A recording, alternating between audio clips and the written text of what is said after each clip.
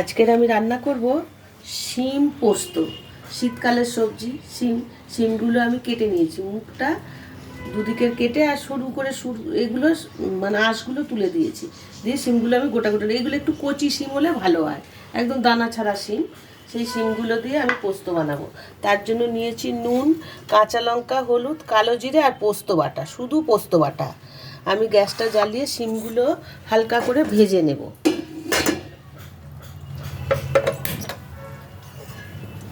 এটা আমি সর্ষের তেলেই করব। সর্ষের তেল দিয়ে ভালো করে শিমগুলো একটু নুন হলুদ দিয়ে ভেজে নেব। তেলটা গরম হয়ে গেছে, এখন শিমগুলো আমি আস্তে আস্তে করে দিয়ে দেবো কড়াইতে, একটু নেড়ে চেড়ে ভেজে নেব।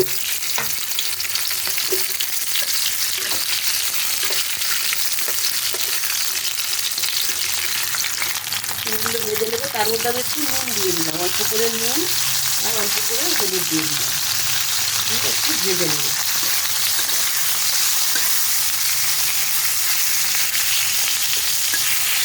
দেখুন ভাজা ভাজা হয়ে গেছে, এই যে হাফ ভাজা হয়ে গেছে, আমি এখন আস্তে আস্তে তুলে নেব। শিম ভাজাগুলো তুলে নিয়েছি, এখন কড়াইতে আর একটু তেল দেব।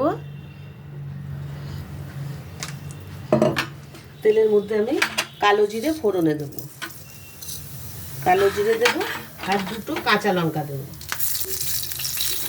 কাঁচা লঙ্কা কিন্তু থাকবে। আর দেবো পোস্ত বাটা, 3 চামচের মতো পোস্ত বাটা দিলাম, আমার যত কিছু আছে শিম আছে তাতে আমার 3 চামচের মতো পোস্ত বাটা দিয়ে দিয়েছি। দেবো সামান্য নুন, দেবো সামান্য হলুদ, দিয়ে আমি একটু নাড়াচাড়া করে নেব।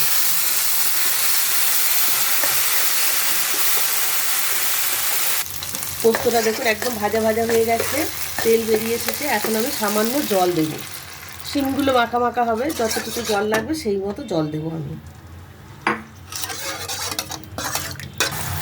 ঝোলটা ফুটে গেছে, এখন আমি শিমগুলো আস্তে আস্তে সব ছেড়ে দেবো এর মধ্যে, দিয়ে আমি 3-4 মিনিট ঢেকে দেবো।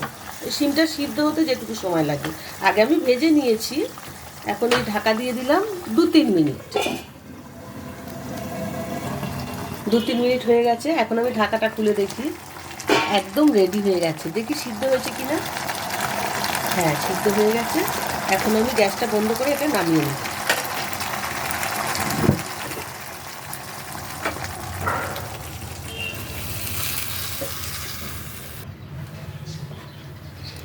রেডি হয়ে গেছে শিম পোস্ত। শীতকালে শিম পাওয়া যায়, শিমের অনেক রকম আইটেম আছে। আমার পরিমণি কিচেনে দেখবেন, ইউটিউবে সাবস্ক্রাইব করে নেবেন, প্রতিদিনের রান্না দেখতে পাবেন, তার মধ্যে শিমের অনেক আইটেম দেওয়া আছে।